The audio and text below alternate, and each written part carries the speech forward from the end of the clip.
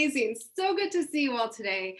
I am excited to be here. I love working with the folks at Keela. Such a great platform. A lot of our clients are on it, but also more importantly, I love the work that small organizations do. And so often your work is underappreciated. So I want to start with just a thank you.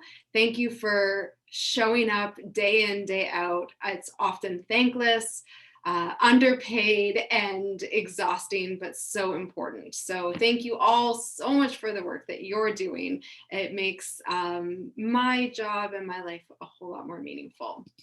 So just a reminder to be present. We have a lot to go through, so turn off any distractions. I love getting your feedback, so I'm going to ask lots of questions or get you involved in the chat. It just makes it easier for you to stay with me and also for me to see how things are landing with you.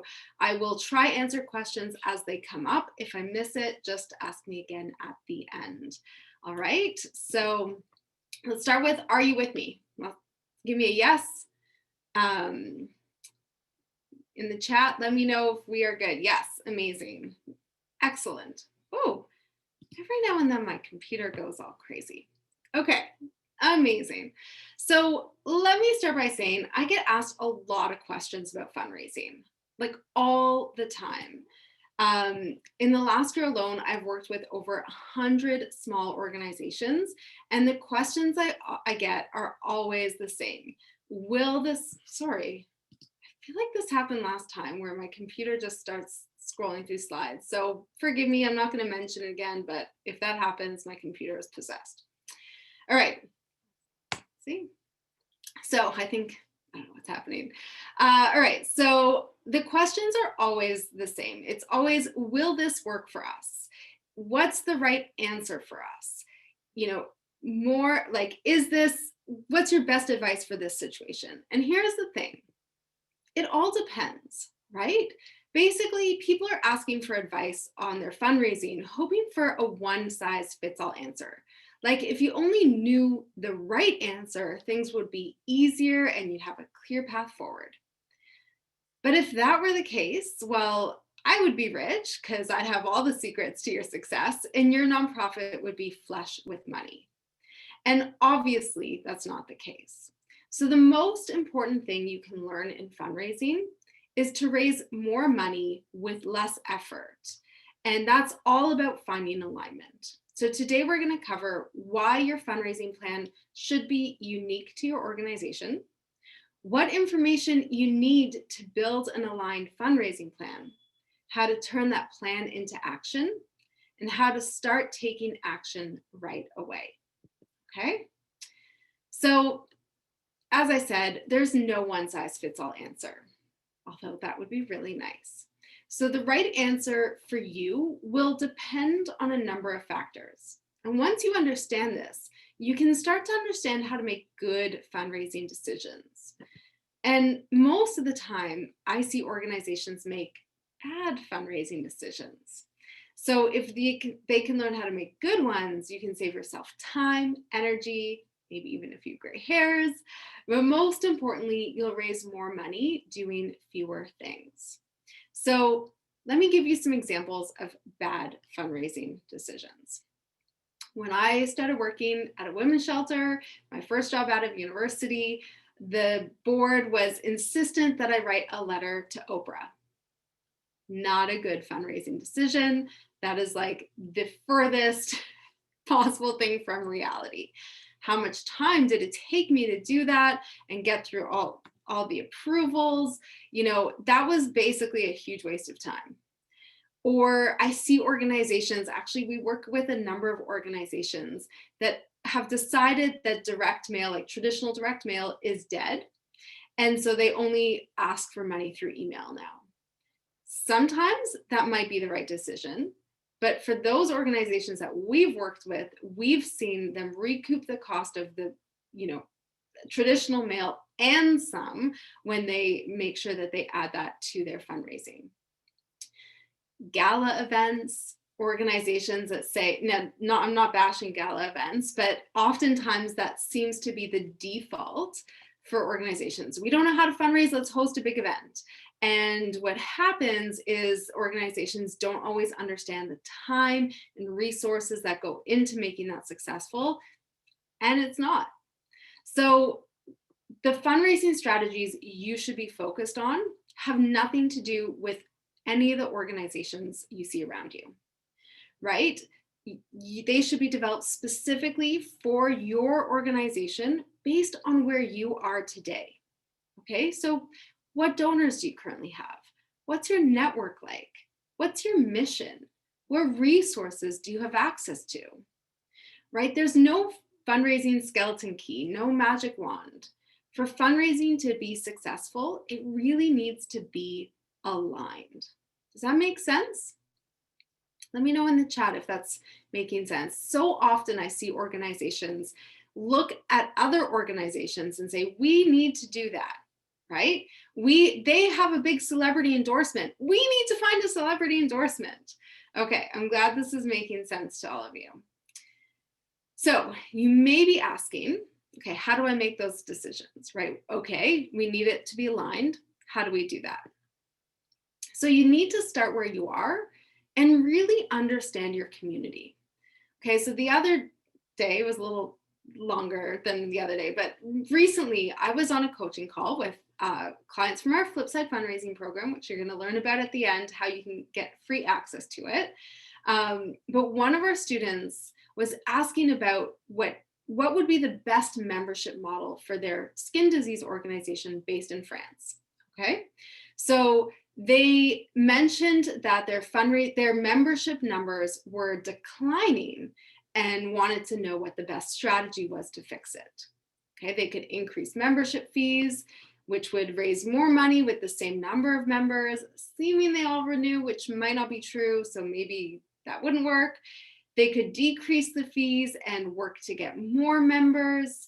They could keep the fees the same and add more value for the members. You know, there's so many different options, and there's no right answer. My advice to him and to you was to go out and engage the members. Find out why they're members in the first place. What do they value about the membership? Why did they end their membership if they were past members? And these are the data points that help guide our decisions, right? We need to understand whether it's our members or our donors or our community, we need to understand them or put ourselves in their shoes to understand what fundraising makes the most sense or is best aligned to that. And again, we're starting with our own community because that's what we have access to. So often I see organizations picture these big philanthropists. How do I get in front of the head of the bank? Or how do we get in front of this big philanthropist in our community? Because everyone knows they have money. Well, that's going to take you a lot more time than starting with the community that you have. Okay? So, what information do you need to consider as you're going through this? First, who are your existing donors? Why do they give? What impact do they want to have on the world when they're supporting your organization? So one of my best tips, and I tell organizations this all the time, and most of them drag their feet. They're like, I don't know if we should do this. And then once they do, they see the power of it and they're hooked, which is basically have a coffee with your donors and just get to know them. Obviously, virtual coffee right now is probably best depending on where you are in the world. But this is really, it's not an ask. It's just a thank you. Tell me more about yourself, right? Really start to get to know who your supporters are. And then think of your strategy as where your internal organization values overlap with the values, hopes, and aspirations of your donors. Okay? And again, you should know your organization's values, right? And then as you get to know your donor values, you can start to find those points of intersection. And then as you as you grow, you're focused on the fundraising that fits those two criteria. Okay. Let me know if that makes, it's hard with COVID. Yes and no. Physical coffee, absolutely hard with COVID. Virtual coffee, Zoom fatigue, but it could be a phone call. It doesn't have to be Zoom necessarily. But I have found, and we've seen this across our clients, across the organizations we work with, your donors want to hear from you. What happened at the beginning of COVID, and still now, is we see organizations say, we don't want to bother our donors. They have so much on their plates. The world is hurting right now for so many different reasons. It's not a good time. And nothing could be farther from the truth, right? Your donors now are actually mobilized around supporting community, contributing in meaningful ways. And so it's absolutely the best time to engage them, because if you're together during hard times, the good times are a lot easier. Becky, how to get new donors is not necessarily something we're talking about in this session, but if you want to reach out to me, it's something I'm working on new content for that, so I can add you to our list when it's ready. And this is one-on-one, Henny. Thank you for asking that. This is one-on-one.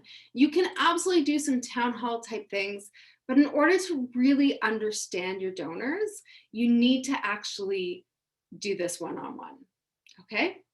And awesome. Doug is making it a practice to call a donor every day. That is amazing. And yes, so Amina asks, some people are reluctant to give their phone numbers. So you can do things like a little video message that you can send by email. You can send an email, just make sure it's super personalized. And one thing is to remember is to do what you say you're going to do. Okay, so really make sure that if you say, I just want to, get to know you, that is the outcome of the meeting, right? There's no ask, there's no other thing. It's really important to train your donors to trust you by being very specific about what the goal is and following through on that. Awesome. Okay. So yes, tap into what people love about your organization and start to turn that into your fundraising strategy. The other thing that I want you to think about is to really leverage your mission to showcase people the work. So as much as possible, your fundraising activities should underscore or uplift or reinforce your mission. Okay, I worked with an organization, a theater organization, and one of their annual fundraising events was called Touch a Truck. They had a bunch of trucks like fire engines and big trucks, construction trucks, all in the same space, and people could come with their families and get on the trucks and see them up close. Cool event, but it had nothing to do with their mission at all. Okay, and so instead, I'll give you this example. I can't give specific examples for all the organizations, but basically, what we learned from their donor meetings was that this organization was developing new playwriting talent in their community. And the donors loved the arts, they loved the culture, they loved the presence it had in their community. And it always felt like, this really the artistic process actually feels really mysterious for anyone who's not an artist. And so instead what we did was have events where the donors could engage with some of these up and coming artists and actually, sit in on a script read or start to see the behind the scenes process. And what that did is really reinforce the mission and what's unique and special about this organization. There are so many fundraising tactics out there, like so many. I do have a little handy dandy guide to help you through this. It's on our website, thegoodpartnership.com, if you're interested in learning more. or downloading it for free. It's basically walks you through like a ton of different options. So once you understand your donors and you know your mission, you can start to find ones that really fit with that. Okay. All right. So as I said, yeah, I always recommend as you're putting together your fundraising plan, one short-term strategy, which might be like higher level gifts like grant writing, but always include space for some broad base at like long-term game strategy. So for example, community-based fundraising where you're engaging your donors and building your annual support of smaller level donations, so that you can really start to see that accumulate into really significant support over the long term. Always, always include stewardship. So often I see organizations focus so much on getting donors in the door that they fail to keep them. And so you want to make sure that you have the systems in place to nurture those relationships, even on a larger scale, through tools like Keela or other databases or other tools that are out there to help you consistently maintain those relationships. Because otherwise, if you can't keep your donors, you're spending a whole lot of time trying to find new ones all the time. Here's the thing. You can't do it all. I wish we could. I struggle with this all the time. But so often, a big shift that needs to happen for our organizations is to focus. Okay, so even if you just do one strategy consistently is way better than trying to do 5 different things randomly or without pattern or not consistently. Okay, so whatever you do, stick with what you started so that, again, your donors can come to expect a certain relationship with you, right? I love the expression, don't try and boil the ocean. You'll have much better results if you're doing one thing that's well aligned and meaningful as opposed to 5 things. And this is often something that comes up usually around the board table, where there's always ideas being generated. Once you have your ideas, once you've committed to them, focus on implementation and not more ideas. Okay, does that make sense? Have any of you had the experience around the table, virtual table, where it's always ideas, ideas, ideas? Let me know in the chat if that sounds like something you've experienced. And I see, and if there's other questions that you have that we don't have time to cover, I am around. Okay, excellent. And so many of us, like I have new ideas all the time too. I've had to get really focused and say, okay, what are my 3 big priorities for the year? And everything should roll up under that. Excellent. All right, so the other thing is to start where you are, right? You have to consider what you have around you and the resources you have. So that's your network, your community, reaching people who are cold to you is often the slowest path to fundraising success. So really make sure you start where you are. And that's also starting with your capacity. I can't stand, it's one of my pet peeves, when I walk into an organization and they have this like huge fundraising plan. So often they'll have paid a consultant like tens of thousands of dollars to do this strategy, but it's not realistic because there's no one to actually do the work. And so I'd much rather you have a more contained plan with high focus than trying to do all the things and not doing any of them well. All right, how to turn that strategy now into action. So again, I just mentioned implementation is often where organizations fall short. It's not about the ideas, right? Everyone has ideas. I'm sure we could sit down and generate a ton of them.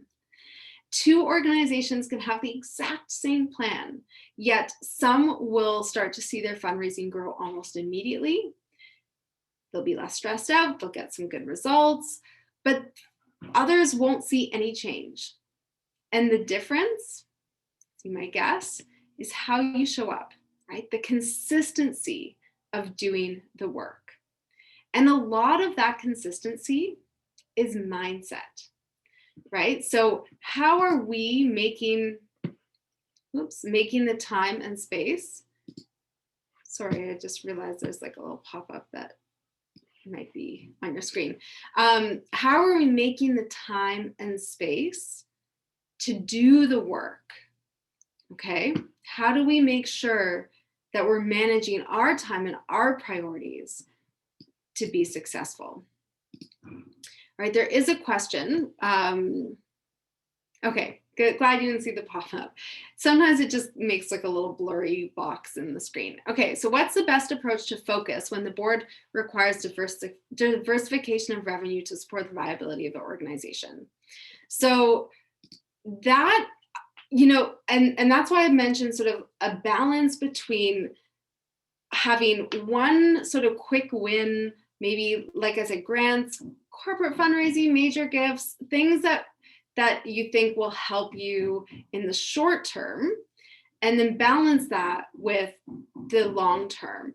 But you don't need like 5 different strategies there and 5 different strategies there. Really pick the 1 or 2 that are going to actually get you results that are most aligned.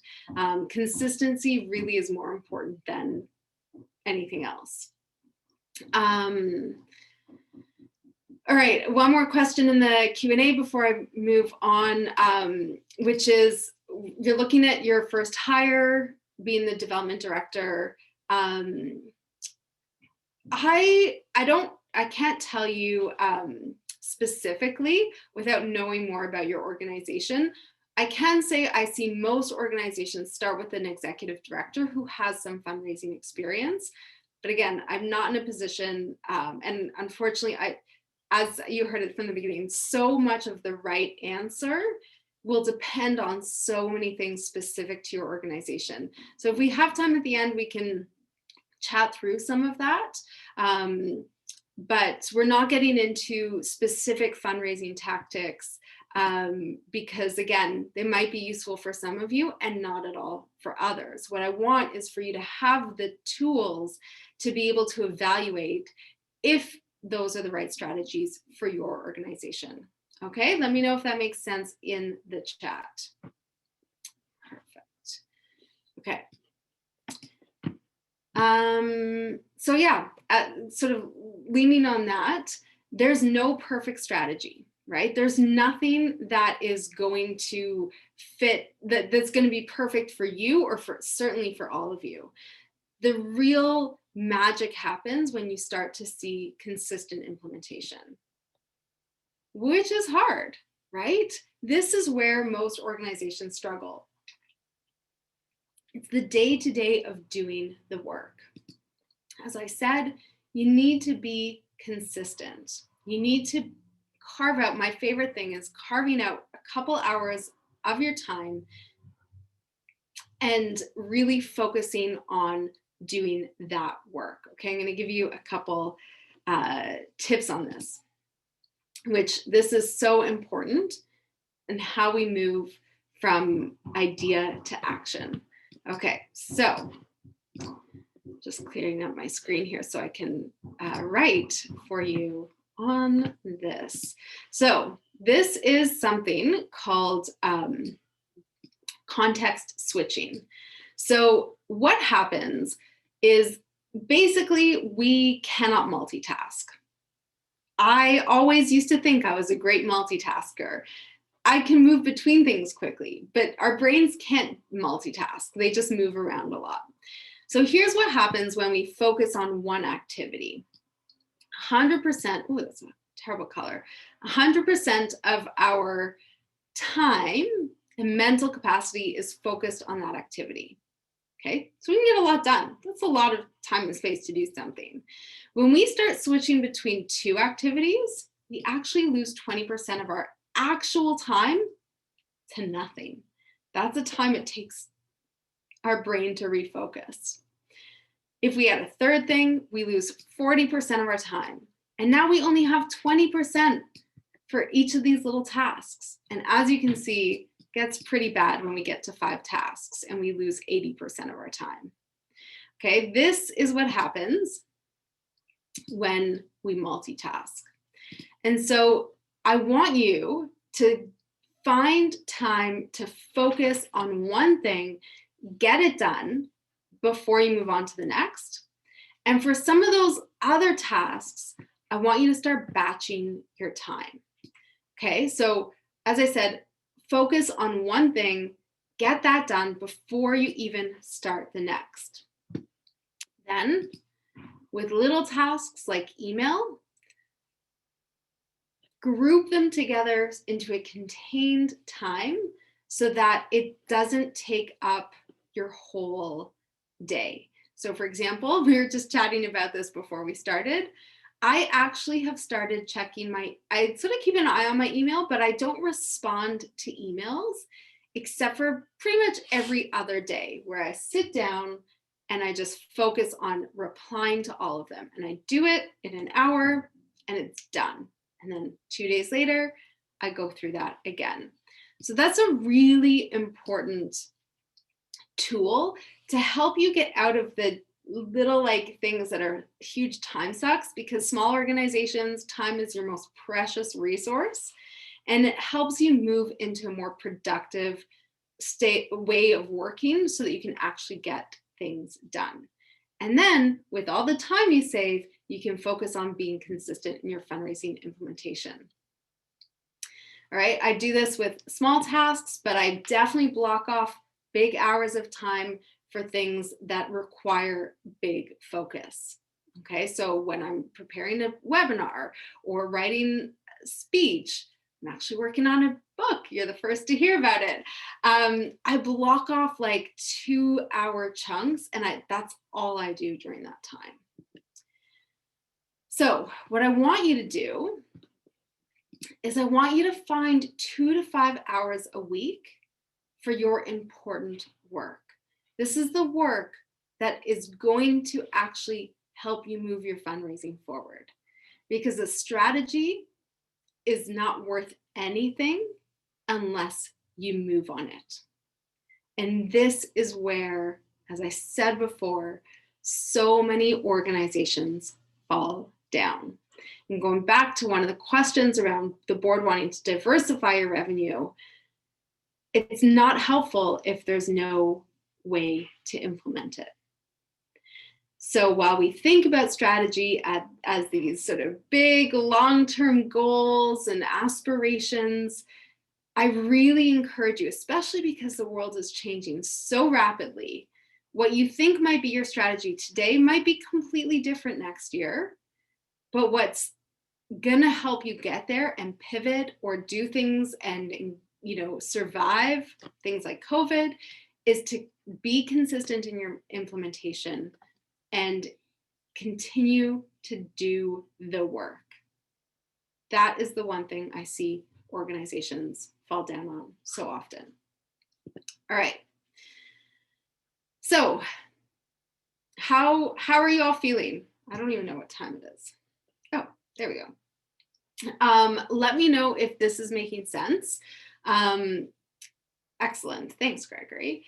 So as we covered, your fundraising plan should be unique to your organization, right? It's not about what you see all the other organizations doing, the celebrity endorsements, all that kind of stuff. Your fundraising plan needs to be aligned with your supporters or potential supporters. And someone mentioned, if you don't have any donors, start with the people you think care about your work.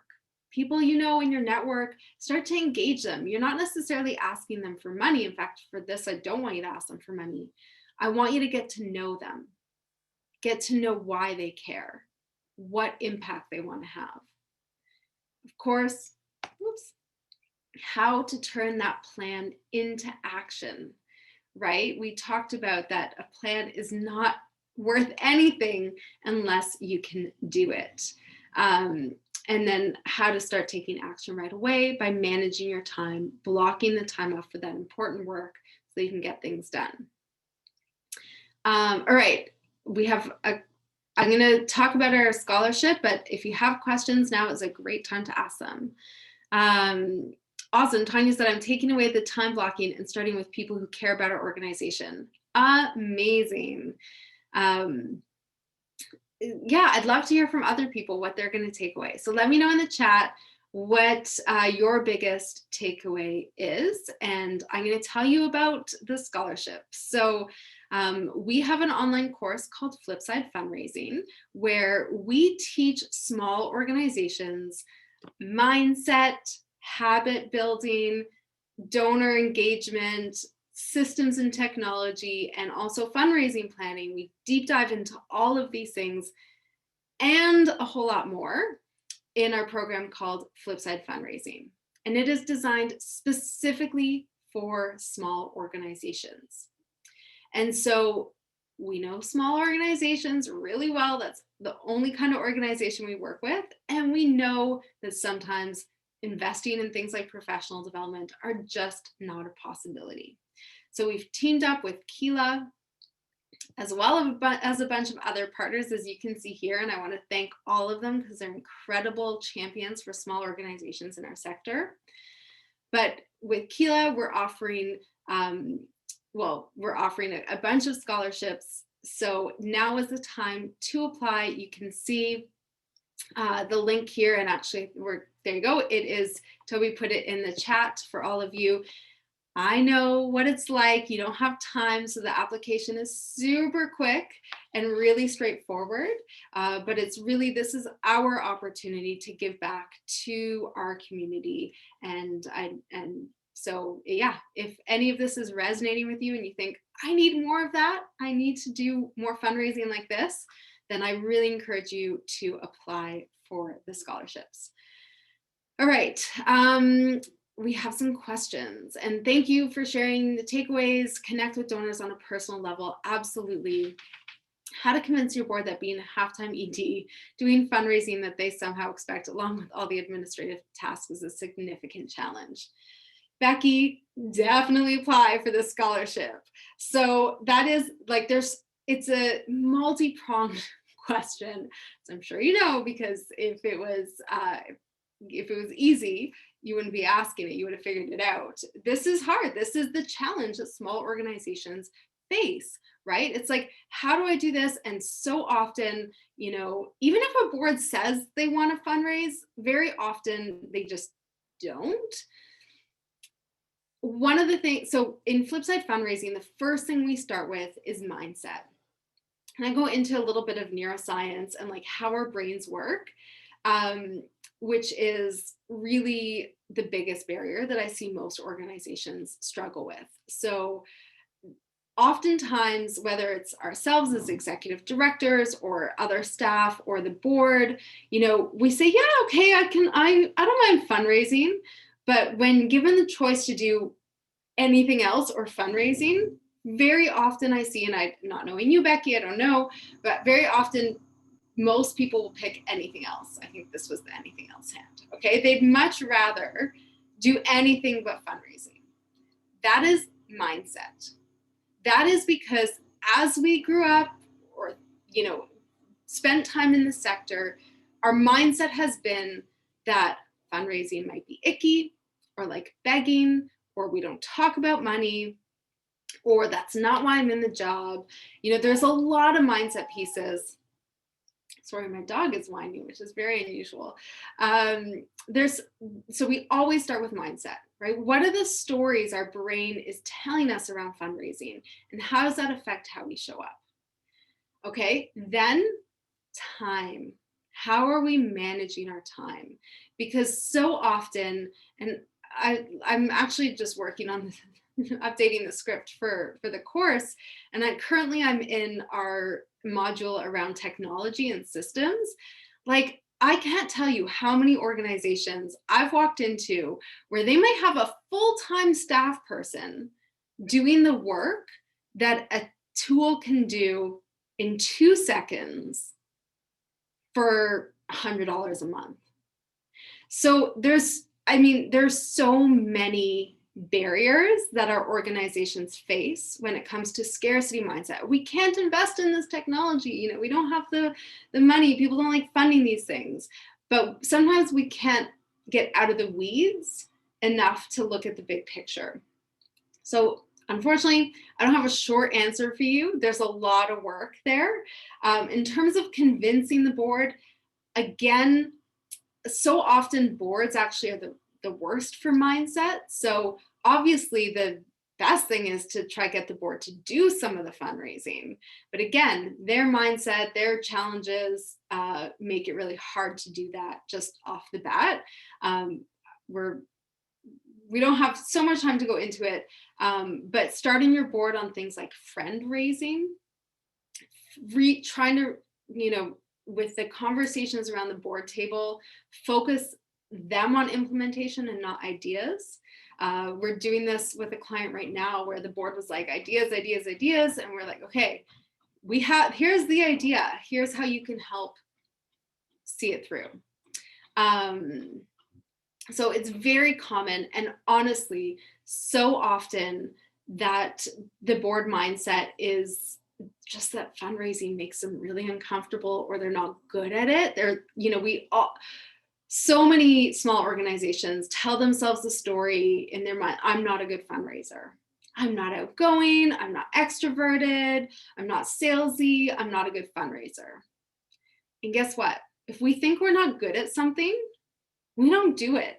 Doesn't matter if we commit to it to anyone, like we just avoid it. So you have to understand where the board mindset is as well and sort of work with them on training that. Okay. Definitely apply for the scholarship though. This is basically all, like everything we go into. So any other questions? I can't remember if we end at 1:45 or 2. So I'll. We're ending at 2, so there's time. Oh, we have lots of time. Yeah. Excellent. For some reason in my head it was 45 minutes. Let me just check. I know there was 1 or 2 questions I did miss. I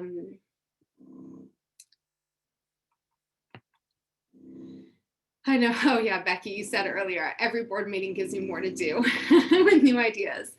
Yeah, this is a big challenge. And folks, let us know in the chat. Let Becky know she's not alone if she's not alone, right? So often we're sitting in our organizations, we're the only person responsible for all of this. I hope you can't hear the construction outside. We're all alone, and it feels like this is just us, right? It feels like, what's wrong with our organization, or what's wrong with me as a leader that I can't figure this out? But that's so not the truth, right? So often, I mean, literally every organization we work with deals with this, these kinds of things. Yeah, and Zach said, like, find an ally on your board, right? Find someone, even if they can just do things like call and thank donors, like that gets them feeling good about their contribution around fundraising, which will open them up and start to shift their mindset. How do we go about convincing management that getting to know small donors through phone calls is an important part of fundraising? So the thing is, so often I see organizations that are super focused on the big donors, but they're far away from us. Often, listen, if you're someone in your organization can pick up the phone and get a major gift, amazing. But most of the time, that's not our organization's strength. That's not our network. We don't know those people. And guess what? Those people get a million asks for millions of dollars. So while they give away a lot of money, it's not like they're just sitting on more of it to give. Sometimes a lot of it's spoken for. And so for an organization, especially small organizations, and I see this all the time, where maybe they're lucky enough to have, I see those questions, I'm going to come to them in a second. Maybe you're lucky enough to have some of those big gifts, but what happens when that money runs out or when that donor stops giving? The organization I don't know if I'm allowed to say this, but I'm going to say it. The organization is screwed, right? They truly go into crisis mode because they've lost their bigger funding. And so it's really important for an organization for a lot of reasons. There's social justice reasons, there's stability reasons, but to cultivate a broader base of smaller donors for a small organization is like building an ATM, right? Those donors are going to be the most loyal. They're going to give the most frequently. Amina's asking about monthly donors. Those are the kinds of donors that will help your organization in the long term. Also, fun fact, those donors are also the most likely to leave planned gifts because everyone thinks planned giving is super sexy. So your annual and monthly donors are your best source of planned gifts as well. So it's really important, and every fundraiser that you meet will always have a story of like, oh, that $250 donor that turned into a $50,000 donor, or I've literally, in my work had a $250 donor turn into a $250,000 donor. We don't know our annual donors. We don't know what their capacity is. Even if we get to know them, we're really bad judges of capacity. But what I can tell you is that the more you can cultivate that broad base of support, the more stability your organization will have. All right, I want to come, there's a couple, tons of great questions. And yeah, Amina said doing a phone-a-thon with the board, a thank-a-thon, like just have them thank donors. It feels really good, and it's really uplifting to hear about why people give. Yes, Gary, American organizations are eligible for the scholarship. Anywhere in the world, you're eligible. What's the best way to convert non-donors and non-monthly donors to monthly donors? So the first thing is start with your existing annual donors. The second thing is ask. But and actually I have a podcast episode specifically on monthly donors. If I have time now, I can throw the link in, but the podcast is called The Small Nonprofit. There's a lot of considerations, but I would say the first thing is to segment. Your annual donors are your best monthly donor prospects, and the ask should be specifically to become a monthly donor. Acknowledge that they're an annual donor, and we know you've contributed before. We hope that you'll consider joining our monthly donor program. We've done direct mail, email, phone solicitations. They all work. Usually the best solution sort of combines a few of those. There's lots of other things that you can think about as you build your monthly giving program, in terms of like having a catchy name, but also things like automation. When someone does join as a monthly donor, what kind of welcoming or onboarding are you doing with them? Again, a lot of the platforms, donation management tools will have ways that you can do that. So you send them a series of emails or engage them in a certain way. But it's really just about understanding why your annual donors give, turn that into how they can have a bigger impact in that area through monthly giving, and target those people. All right. And yes, monthly giving is a great way to build financial stability and sustainability.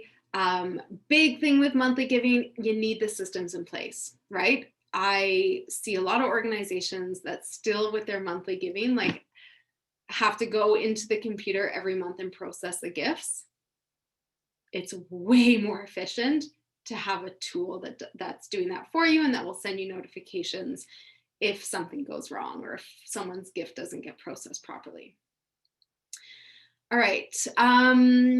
What about using board members and email campaigns as the broadcaster, making the ask?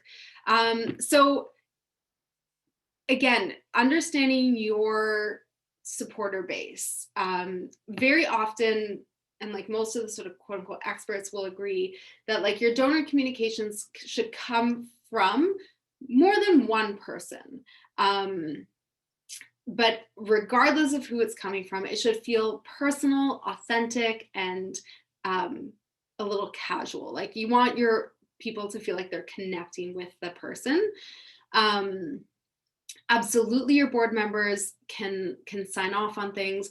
The most effective is if they're actually signing off on emails to people they know.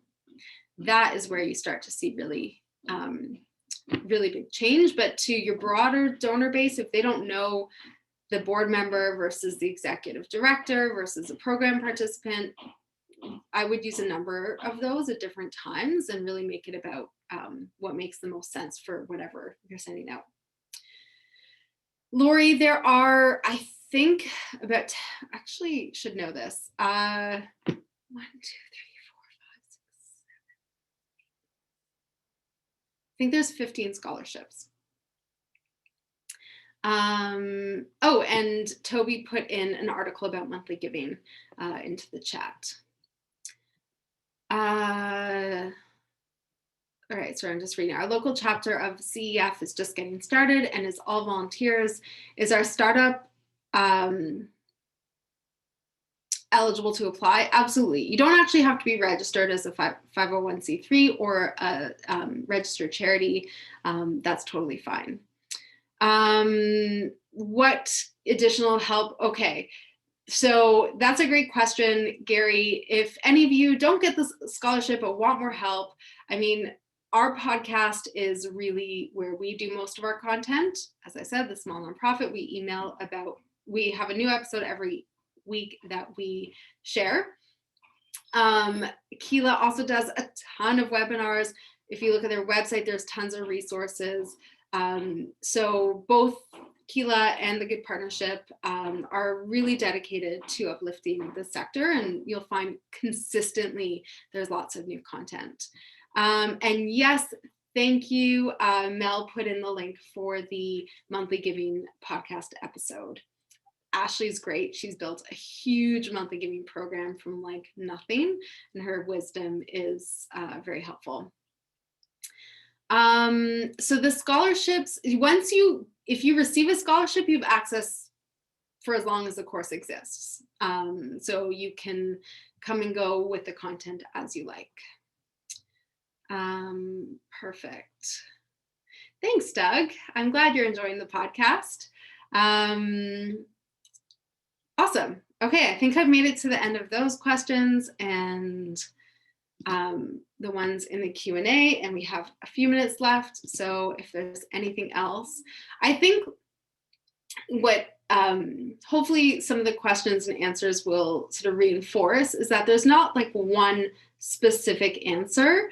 It's meeting people where they're at, meeting your board where they're at, and working with them, meeting your donors where they're at, getting to know why people are involved in your organization and turning that into opportunity. Awesome. Thanks, Tanya or Tanya. Want to make sure I pronounce it right. And apparently, I was told today is, what is it, Mel, with the dogs? International Dog Day or something? International Puppy Day. There you go. Mine's not as much not a puppy anymore, but he is like not usually so clingy, but he's literally sitting. I'm trying to see if I can show you, but he's hiding right behind me. Oh, here you are. Well, thank you, Cindy. Honestly, that was so great, and I hope that you all kind of took away something. I know some of you. Oh, there he is. No. He. What's his name? Milo, and he's been bugging me this whole time, so I think he wanted to say hi. He is so sweet. Thank you so much. Pleasure. All right. Well, I think we will probably end it there. Where is everything? 1 second. If there's no more questions, Milo doesn't like working in a silo. Yep, don't we all? All right, well, that concludes today's session. And thanks again, Cindy. I know I found that really helpful and we had such great engagement. So I'm assuming everyone else thought it was very helpful as well. I also forgot to mention at the beginning of this webinar that you can actually receive 1 CFRE credit. So please feel free to reach out to me. Toby's going to pop my email into the chat box really soon here. Please reach out to me if you have any questions about receiving that. And then again, before we do sign off today, I just want to remind you that we have our next Key Labs webinar. It'll be on Thursday, April 15th at 10 a.m. PST or 1 p.m. EST. That session will be led by Ben Johnson. He's the lead strategist and founder of Frontier Marketing. And he'll lead a session titled A Guide to Integrated Marketing for Fundraisers. And Toby just popped that link sign up in the chat there. So please feel free to register. And then in that session, you'll learn, things like how to make the best use of your traditional and even digital marketing strategies and how to acquire and steward better relationships with those donors and prospects. So that should be an interesting one. And then I just want to remind everyone again that today's session with Cindy will be recorded, or it is being recorded, and you'll receive the recording and the slide deck hopefully by the end of this week. Toby's pretty good at sending those out really quick. So we'll get those out to you. And then lastly, once this webinar does terminate, really short I think it's 3 questions will pop up asking you to fill out just, a little feedback survey. I'm sure Cindy would love to know how she did. And with that, I think we'll end things there. I don't know, Cindy, actually, I'm going to pass it off to you to kind of close things out here. Thank you again so much. Can I just, for the record, I love the photo, which I totally sent you all. That's like how the pandemic started. Yes. This is how it's going. I feel like I don't look like that anymore.